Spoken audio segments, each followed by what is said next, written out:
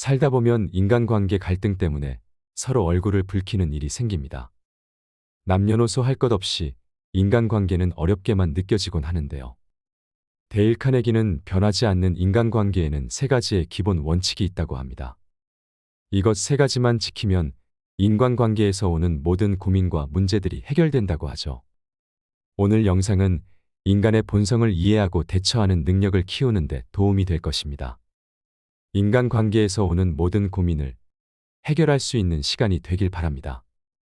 전 세계 1억 부 판매 베스트셀러 데일 카네기 책에서 성공 철학을 듣겠습니다. 인간관계가 진짜 쉬워지는 세 가지 방법.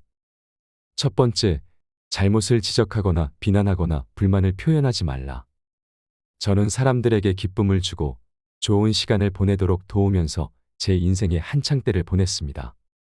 그런데도 돌아온 거라곤 모욕과 쫓기는 신세뿐이네요. 알 카포네가 한 말이다. 그렇다. 미국에서 가장 악명 높은 공공의 적이자 시카고를 총성으로 물들인 사악한 갱두목 말이다. 카포네는 자신에게 죄가 있다고 생각하지 않았다. 오히려 자신이 은혜를 베풀고 있는데 사람들이 그걸 몰라주고 자신을 오해한다고 생각했다. 더치 슐츠도 뉴요크에서 갱단의 총에 쓰러질 때까지 자신을 그렇게 생각했다. 뉴욕에서 가장 악명 높은 범죄자 중 한 명이었던 슐츠는 어느 신문과의 인터뷰에서 자신을 공공의 자성가라고 말했다. 진심이었다. 이 주제와 관련해 흥미로운 편지를 주고받은 적이 있다. 상대는 뉴욕의 싱싱교도소에서 오랫동안 교도소장을 지낸 루이스 로즈였다. 로즈는 이렇게 단언했다. 싱싱에 있는 범죄자 중에서 자신이 나쁜 사람이라고 생각하는 사람은 거의 없습니다. 그들도 당신이나 나와 똑같은 인간입니다. 그래서 자신을 합리화하면서 변명을 합니다. 자신이 왜 금고를 따야 했고 빠르게 방아쇠를 당길 수밖에 없었는지 다들 이유가 있습니다. 대부분은 오류가 있든 논리적이든 어떤 식으로든 이유를 대서 본인의 반사회적 행동을 정당화하려고 합니다. 자기 자신에게조차 말이죠. 그렇기 때문에 자신은 애초에 감옥에 와서는 안 되었다는 견해를 완강히 유지하는 겁니다. 감옥에 갇힌 극악무도한 죄수들조차 그 어떤 일에도 자신을 탓하지 않는다면 여러분이나 내가 만나는 평범한 사람들은 과연 어떨까? 워너메이커 백화점의 설립자 존 워너메이커는 언젠가 이렇게 말했다. 남을 꾸짖는 건 바보짓임을 나는 30년 전에 깨달았다. 하느님이 지능이라는 선물을 모두에게 똑같이 나누어 주지 않으셨다고 해서 그걸 속상해하고 있기에는 나 자신의 한계를 극복하는 것만으로도 벅차다. 워너메이커는 이 교훈을 일찌감치 깨쳤지만 나는 30년이 넘는 긴 세월을 혼자 이리저리 부딪히며 여기까지 온 후에야 대다수의 사람들이 그 어떤 일에도 자신을 비난하지 않는다는 사실을 깨달았다. 그게 아무리 틀렸다고 해도 말이다. 비난은 헛수고다. 비난을 받은 상대는 방어하는 입장이 되기에 보통은 자신을 정당화하려고 길을 쓰기 때문이다. 비난은 위험하다. 비난은 사람들의 소중한 자존심에 상처를 내고 자존감을 다치게 하며 붕괴하게 만든다. 세계적인 심리학자 스키너는 동물의 잘한 행동에 보상을 주면 나쁜 행동에 벌을 주는 것보다 학습이 훨씬 더 빠르고 배운 내용도 더 효과적으로 기억한다는 사실을 실험으로 증명했다. 인간에게도 똑같이 적용된다는 사실이 나중에 밝혀졌다. 비난으로는 지속적인 변화를 만들어내지 못한다. 오히려 당사자는 억울해하는 경우가 많다. 역시나 위대한 심리학자인 한스셀리에는 이런 말을 했다. 우리는 인정받기에 목마른 만큼 비난을 두려워한다. 비난이 낳은 억울한 심정은 직원이나 가족, 친구를 기운 빠지게 만든다. 그러면서도 비난을 받게 한 그 상황은 쉽게 바로 잡아지지 않는다. 기억하라. 여러분이 원하는 것은 꿀이지만 벌에 쏘이고 싶지는 않을 것이다. 오클라호마에 사는 조지 존스턴은 엔지니어링 회사의 안전 책임자였다. 직원들이 현장에서 일할 때 언제나 안전모를 쓰게 하는 일도 조지의 업무 중 하나였다. 원래 조지는 안전모를 착용하지 않은 직원과 마주치면 손가락을 흔들면서 권위적이고 엄하게 지적했다고 한다. 반드시 규정을 준수해야 한다고 말이다. 결과는 어땠을까? 직원들은 마지못해 따랐지만 조지가 자리를 뜨고 나면 종종 안전모를 다시 벗어 던지는 소리가 들렸다. 조지는 방법을 바꿔보기로 했다. 직원들 몇몇이 안전모를 착용하지 않은 채 모여 있는 것을 발견하고는 안전모가 불편한지 물었다. 머리에 잘 안 맞나요? 그런 다음 직원들에게 안전모는 부상을 방지하기 위해 고안되었으니 일할 때는 항상 써줬으면 좋겠다고 상냥한 톤으로 말했다. 그 결과 사람들은 규칙을 더 잘 따랐고 그들의 감정이 상할 일도 없었다. 비난이 헛수고라는 사실은 역사적으로 수많은 예시를 찾을 수 있다. 예를 들어 그 유명한 시어도어 루스벨트와 윌리엄 하워드 태프트 사이의 유명한 갈등만 해도 그렇다. 이 갈등 때문에 공화당은 반으로 쪼개졌고 우드로 윌슨이 백악관을 차지했다. 그러면서 제1차 세계대전처럼 굵직한 여러 사건이 발생했고 역사의 흐름이 바뀌었다. 빠르게 당시 상황을 되짚어보자. 1908년 퇴임 당시 루스벨트는 태프트를 지지했고 결국 태프트가 대통령에 당선되었다. 이후 루스벨트는 아프리카로 떠났다. 다시 미국으로 돌아왔을 때 루스벨트는 폭발했다. 루스벨트는 태프트가 보수적이라며 맹비난하고 자신이 세 번째로 다시 대통령 후보로 지명받기 위해 진보당을 창당했으나 이는 공화당을 허물어뜨렸을 뿐이었다. 이어진 선거에서 윌리엄 하워드 태프트와 공화당은 버몬트와 유타 단 2개 주에서밖에 승리하지 못했다. 공화당 역사상 최악의 참패였다. 루스벨트는 태프트를 탓했다. 그러나 태프트 대통령도 자신을 탓했을까? 당연히 아니다. 태프트는 눈물이 그렁그렁해서는 이렇게 말했다. 제 상황에서 달리 뭘 어떻게 할 수 있었을지 저는 모르겠어요. 누구 탓이었을까? 루스벨트일까? 태프트일까? 솔직히 나는 모르겠고 관심도 없다. 내가 하고 싶은 말은 루스벨트가 아무리 태프트를 비난해도 태프트는 자신이 틀렸다고 생각하지 않았다는 것이다. 오히려 태프트는 자신을 정당화하려고 애썼고 같은 말만 반복했다. 눈물이 그렁한 채로 제 상황에서 달리 뭘 어떻게 할 수 있었을지 저는 모르겠어요. 여러분도 바꾸고 싶거나 다잡고 싶거나 고치고 싶은 사람이 있는가? 좋다. 괜찮다. 나도 찬성이다. 그렇지만 우선 자기 자신부터 그렇게 해보는 건 어떨까? 내 말은 순전히 이기적인 관점에서 봤을 때 남을 고치려고 하기보다는 이 편이 훨씬 더 득이 되고 덜 위험하다는 뜻이다. 공자는 이렇게 말했다. 내 집 현관이 더러울 때는 이웃집 지붕에 눈을 탓하지 말라. 아직 어려서 다른 사람들에게 멋있게 보이려고 애쓰던 시절에 내가 미국 문학계에서 두각을 드러내던 리처드 하딩 데이비스에게 바보 같은 편지를 쓴 적이 있다. 나는 어느 잡지에 작가들에 관한 글을 기고할 예정이었기에 데이비스에게 그의 작업 방식을 알려달라고 요청했다. 그보다 몇 주 앞서 어딘가에서 받은 편지 한 통의 말미에 이렇게 쓰여 있었다. 말을 받아 적었으나 읽지 않았음.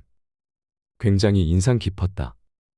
글쓴이가 아주 바쁘고 중요한 거물이라는 느낌이 들었다.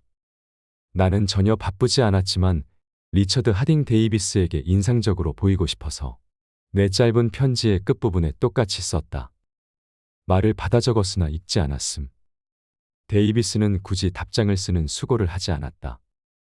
내가 쓴 편지의 아래쪽에 이렇게 써서 돌려보냈을 뿐이다. 무례를 무례로 돌려드립니다. 그래, 내가 실수했다. 어쩌면 나는 그런 비난을 들어도 쌌다. 하지만 나도 인간인지라 분한 마음이 들었다. 어찌나 분했던지 10년 뒤 리처드 하딩 데이비스의 부고를 읽었을 때도 오직 내 마음에는 나에게 상처를 준 사람이라는 생각밖에 없었다. 내일 당장 누군가에게 죽을 때까지 수십 년 묵은 원한으로 남을 행동을 하고 싶다면 신랄한 비난을 한마디 던지면 된다. 그 비난이 아무리 정당화될 수 있다고 하더라도 말이다. 사람을 대할 때는 상대방이 논리적인 존재가 아니라는 사실을 꼭 기억하기로 하자. 상대방은 감정의 동물이고 선입견이 가득하며 자존심과 허영심에 휘둘리는 존재다. 영국 문학을 풍요롭게 만들어 주었던 최고의 소설가 중 한 명인 토머스 하디는 성정이 예민했다. 그는 혹독한 비난을 듣고 나서는 2번 다시 소설을 쓰지 않았다. 영국의 시인 토머스 채터턴은 비평 때문에 죽었다. 벤저민 프랭클린은 젊은 시절 눈치가 없었다. 그러나 나중에는 수완이 생겼고 어찌나 노련하게 사람을 잘 다뤘던지 주프랑스 미국 대사에까지 임명됐다. 그는 자신의 성공 비결을 이렇게 이야기했다. 저는 그 누구도 험담하지 않습니다. 그리고 모든 사람을 최대한 좋게 이야기합니다. 잘못을 지적하고 비난하며 불만을 표시하는 일은 그 어느 바보라도 할 수 있다. 사실 바보들이 대부분 그렇게 한다. 그러나 이해하고 용서하려면 인격과 자제력이 필요하다. 칼라일은 이렇게 말했다. 훌륭한 사람이 훌륭하다는 것이 드러나는 건 하찮은 사람을 대할 때다. 다른 사람을 비난하지 말고 이해하도록 노력해 보기로 하자. 왜 그러는지 알아내려고 노력하기로 하자. 비난보다는 그 편이 훨씬 더 유익하고도 흥미롭다. 이런 태도야말로 연민과 관용과 친절을 낳는다. 알면 용서된다. 존슨 박사가 이야기했던 것처럼 말이다. 하느님도 마지막 날까지는 사람을 심판하지 않으신다. 그런데 우리라고 심판할 것인가? 두 번째, 정직하고 진심에서 우러난 인정의 말을 건네라. 누가 무엇을 하도록 만드는 방법은 세상에 하나밖에 없다. 혹시 이에 대해 생각해 본 적이 있는가? 그렇다. 방법은 단 하나뿐이다. 바로 상대가 그 일을 하고 싶게 만드는 것이다. 기억하라. 다른 방법은 없다. 물론 옆구리에 권총을 들이대면 손목시계를 끌어주고 쉽게 만들 수는 있다. 해고하겠다고 협박하면 직원들이 협조하게 만들 수도 있다. 우리가 등을 보이기 전까지는 말이다. 하지만 이런 방법은 원치 않는 부작용을 낸다. 상대가 무언가를 하게 만드는 유일한 방법은 상대가 원하는 바를 주는 것이다. 상대는 뭘 원하는가? 현대 심리학의 초석을 놓은 지크문트 프로이트는 우리가 하는 모든 일이 두 가지 동기에서 출발한다고 했다. 성적 충동 또는 훌륭해지고 싶은 욕망. 미국의 가장 심오한 철학자 중 한 명인 존 듀이는 약간 다르게 표현했다. 듀이 박사는 인간 본성의 가장 깊은 곳에 있는 충동이 중요한 사람이고 싶은 욕망이라고 했다. 이 말을 기억하기 바란다. 중요한 사람이고 싶은 욕망. 의미심장한 표현이다. 이 책에서 이와 관련된 이야기를 많이 듣게 될 것이다. 당신은 뭘 원하는가? 많지는 않을 것이다. 그렇지만 정말로 바라는 몇 가지는 아주 집요하게 갈망하고 있다는 사실을 부인할 수 없을 것이다. 대부분 사람들은 아래와 같은 것을 원한다. 건강과 장수, 음식, 잠, 돈과 돈으로 살 수 있는 것, 사후 세계에 대한 믿음, 성적 만족, 자녀의 건강과 행복, 자신이 중요한 사람이라는 느낌. 이 중에 일부는 충족이 되고 일부는 가끔 충족되지만 하나만큼은 예외다. 이들 갈망 중에 하나는 좀처럼 충족되지 않는다. 바로 프로이트가 훌륭해지고 싶은 욕망이라고 부른 것이고 듀이가 중요한 사람이고 싶은 욕망이라고 부른 것이다. 링컨은 어느 편지의 서두에서 이렇게 말했다. 누구나 칭찬을 좋아합니다. 윌리엄 제임스는 이렇게 말했다. 인간 본성의 가장 깊은 곳에 있는 원칙은 인정받고 싶은 갈망이다. 인간이어서 겪는 이 갈증은 괴롭지만 결코 수그러들지 않는다. 이 마음의 갈증을 진정으로 해소해 줄 수 있는 몇 안 되는 사람은 타인을 자기 손바닥 위에 놓고 살 것이며 그가 죽으면 장의사조차 애석해할 것이다. 중요한 사람이라고 느끼고 싶은 욕망은 인간을 동물과 구별짓는 가장 큰 차이점 중 하나다. 일례로 내가 미주리주 어느 농장의 시골 소년이던 시절에 우리 아버지는 두록저지종 돼지와 얼굴에 흰 반점이 있는 순수 혈통의 소를 키웠다. 중서부 각지에서 열리는 시골 축제며 가축 품평회에 참가해 돼지와 소를 전시하곤 했는데 1등 상을 여러 번 탔다. 아버지는 1등을 할 때마다 받은 푸른색 리본을 새하얀 모슬린 시트 한 장에 일일이 핀으로 꽂아두었다. 그리고 친구나 손님이 찾아오면 그 기다란 모슬린 시트를 꺼냈다. 아버지가 이쪽 끝을 잡고 내가 저쪽 끝을 잡아 쭉 펼치면 푸른색 리본의 향연이 펼쳐졌다. 돼지들은 자기가 파란색 리본을 탔는지 못 탔는지 관심도 없었다. 관심은 아버지가 있었다. 그렇게 받은 상이 아버지에게는 자신이 중요한 사람이라는 느낌을 주었다. 만약 선조들에게 그렇게 중요한 사람이라고 느끼고 싶은 욕망에 불타지 않았더라면 문명은 불가능했을 것이다. 그것 없이는 우리도 그냥 동물과 다를 바 없었을 것이다. 자신이 뭔가 중요한 사람이라고 느끼고 싶은 이 욕망 때문에 학교 교육도 제대로 받지 못한 궁핍한 식료품점 점원은 50센트를 주고 산 중고 법률 서적을 열심히 공부했다. 이 점원의 이야기를 여러분도 들어보았을 것이다. 링컨이라고. 내가 중요한 사람이라고 느끼고 싶은 이 욕망 때문에 찰스 디킨스는 불멸의 소설을 썼다. 어밀리아 에어하트는 대서양을 단독 비행했다. 저명한 영국의 건축가 크리스토퍼 렌은 그토록 아름다운 건축물을 남겼다. 이 욕망 때문에 마리 퀴리는 목숨까지 위협했던 극도로 위험한 방사능 분야의 연구를 개척했다. 존 록펠러는 끝끝내 쓰지도 않을 수백만 달러를 쌓아두었다. 그 똑같은 욕망 때문에 가장 큰 부잣집 가문은 필요 이상으로 큰 집을 지었다. 당신은 최신 유행하는 옷을 입고 신형 자동차를 타고 자녀의 천재성을 자랑하고 싶어 한다. 그리고 이 욕망 때문에 수많은 소년 소녀가 갱단에 가입하고 범죄를 저지른다.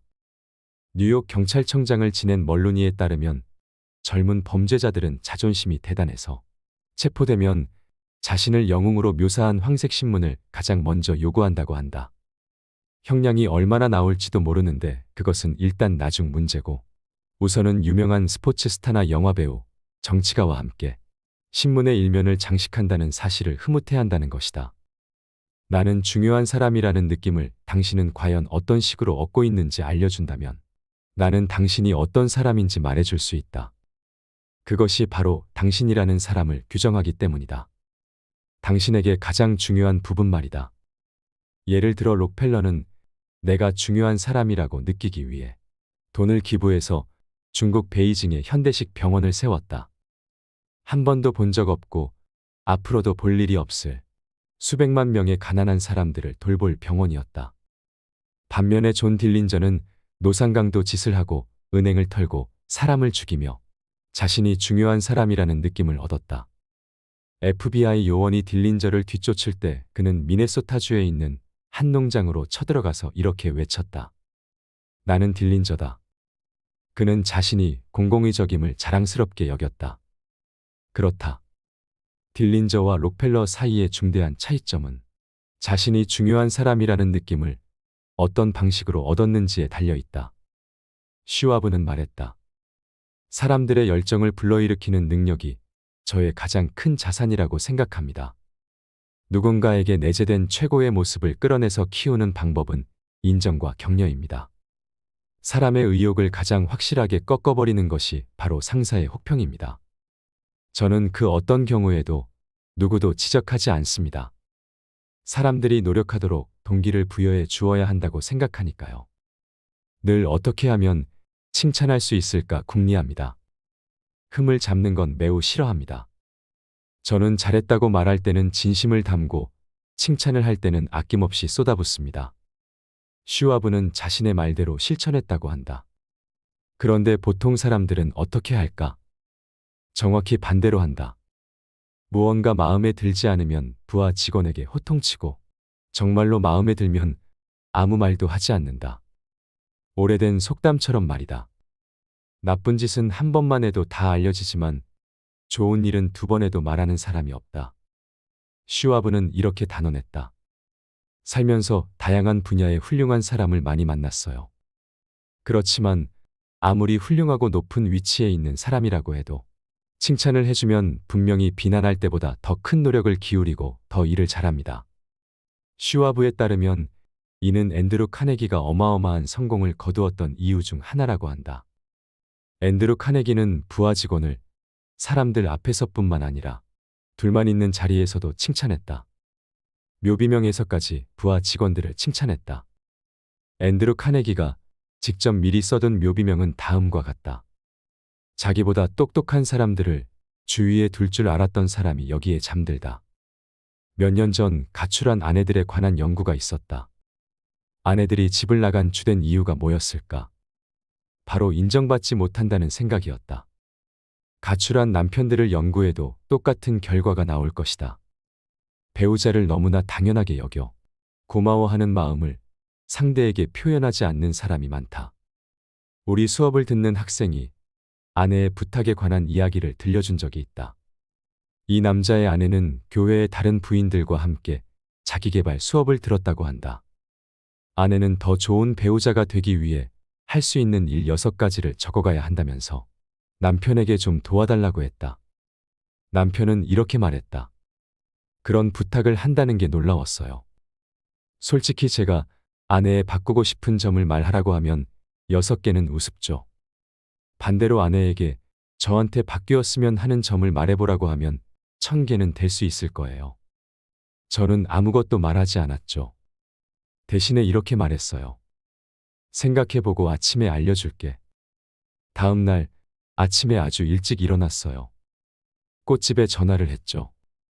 아내에게 붉은 장미 6송이와 함께 이렇게 쓴 쪽지를 보내달라고 했어요. 당신에게 바꾸고 싶은 6가지를 도저히 생각해낼 수가 없어. 나는 당신을 있는 그대로 사랑해. 그날 저녁 집에 오니까 문 앞까지 누가 마중을 나왔겠어요. 그렇죠. 아내가 달려 나오더라고요. 눈물이 터질 것 같은 얼굴이었어요. 말할 필요도 없이 저는 부탁대로 아내의 흠을 잡지 않은 게 너무 기뻤죠. 그러고 나서 일요일에 교회에 갔어요. 아내는 이미 숙제를 발표한 후였어요. 아내와 함께 공부하는 부인 몇 명이 저에게 다가와서 그러더라고요. 그렇게 자상한 행동은 제 평생 처음 들어봤어요. 감사가 가진 힘을 깨닫는 순간이었어요. 우리는 자녀나 친구, 직원의 신체 건강은 걱정하면서 왜 좀처럼 자존감은 신경 써주지 않을까? 힘내라고 영양가 있는 음식은 만들어주면서 왜 친절한 인정의 말은 해주지 않을까? 그런 말 한마디가 기억에 남아 두고두고 노래할 텐데 말이다. 지금 이 글을 읽으면서 이렇게 말하는 사람도 있을 것이다. 헛소리 좀 그만하세요. 그건 그냥 아첨이죠. 저도 해봤지만 아무 효과가 없었어요. 똑똑한 사람들에게는 통하지 않는다고요. 물론 분별력이 있는 사람에게 아첨은 거의 효과가 없다. 아첨은 얄팍하고 이기적이고 진실하지 못하다. 당연히 실패해야 마땅하고 보통 실패한다. 그래, 개 중에는 인정의 말에 목말라서 아무거나 전부 칭찬으로 받아들이는 사람도 있을 것이다. 배가 너무 고프면 풀이라도 뜯고 지렁이라도 먹듯이 말이다. 빅토리아 여왕도 아첨에 약했다고 한다. 벤저민 디즈레일리 총리는 여왕을 상대할 때는 과장을 많이 했다고 고백했다. 그의 표현으로는 흑손으로 덕지덕지 갖다 발랐다라고 말이다. 그러나 디즈레일리는 광대한 대영 제국을 통치했던 사람 중에서도 가장 세련되고 능수능란했다. 디즈레일리에게 효과가 있었다고 해서 여러분이나 나에게도 꼭 효과가 있으란 법은 없다. 장기적으로 보면 아첨은 득보다 실이 많기 마련이다. 아첨은 가짜다. 위조지폐처럼 다른 사람에게 아첨을 건넸다면 결국은 곤란해질 것이다. 그렇다면 인정과 아첨의 차이는 뭘까? 간단하다. 하나는 진심이고 다른 하나는 진심이 아니다. 하나는 마음에서 우러난 것이고 다른 하나는 이세로 비집고 나온 것이다. 하나는 사심이 없고 다른 하나는 이기적이다. 하나는 널리 찬사를 듣고 다른 하나는 널리 비난받는다. 얼마 전에 멕시코시티에 있는 차플테펙 궁전에서 멕시코의 영웅 알바로 오브레곤 장군의 흉상을 보았다. 흉상 아래에 그의 철학을 담은 격언이 새겨져 있었다. 너를 공격하는 적을 두려워하지 말라. 너에게 아첨하는 친구를 걱정하라. 아첨하라는 말이 아니다. 그와는 거리가 멀다. 나는 새롭게 사는 방식을 이야기하고 있다. 조지 오센은 버킹엄 궁전에 있는 본인의 서재에 6개의 격언을 걸어두었다. 그중 하나가 이거였다. 싸구려 칭찬은 주지도 받지도 말아라. 바로 이것이다. 싸구려 칭찬. 언젠가 아첨의 정의를 읽은 적이 있는데 여기에 다시 써본다. 아첨이란 자기 자신에 대해서 생각하고 있는 내용을 상대방이 그대로 읊어주는 것이다. 만약 아첨으로 모든 것이 해결됐다면 누구나 다 방법을 익혀서 모두가 인간관계의 달인이 되었을 것이다. 우리는 보통 시간의 95%를 나 자신에 관한 생각으로 보낸다. 그렇지만 잠시나마 나에 대한 생각은 좀 내려놓고 상대의 좋은 점을 한번 생각해 본다면 미처 입 밖으로 다 나오기도 전에 상대가 눈치챌 만큼 거짓되고 값싼 아첨 따위에 의존할 필요가 전혀 없을 것이다. 일상생활에서 우리가 가장 소홀히 하는 덕목 중 하나가 바로 인정이다. 어찌된 노릇인지 우리는 아들딸이 훌륭한 성적표를 받아와도 좀처럼 칭찬하지 않는다. 자녀가 첫 새장을 만들었거나 브라우니를 굽는데 성공해도 격려하지 않는다. 이런 종류의 관심과 칭찬보다 아이들을 더 기쁘게 하는 일은 없는데도 말이다. 다음에 외식할 때 음식이 기막히게 맛있다면 셰프에게 음식이 아주 훌륭했다는 말을 전하라. 지친 세일즈맨이 남달리 친절한 태도로 설명을 해주었다면 그 점을 짚어줘라. 목사나 강사, 강연가라면 청중을 향해 혼신을 다해 이야기했는데 고맙다는 말 한마디 돌아오지 않는 것이 얼마나 기운 빠지는 일인지 잘 안다.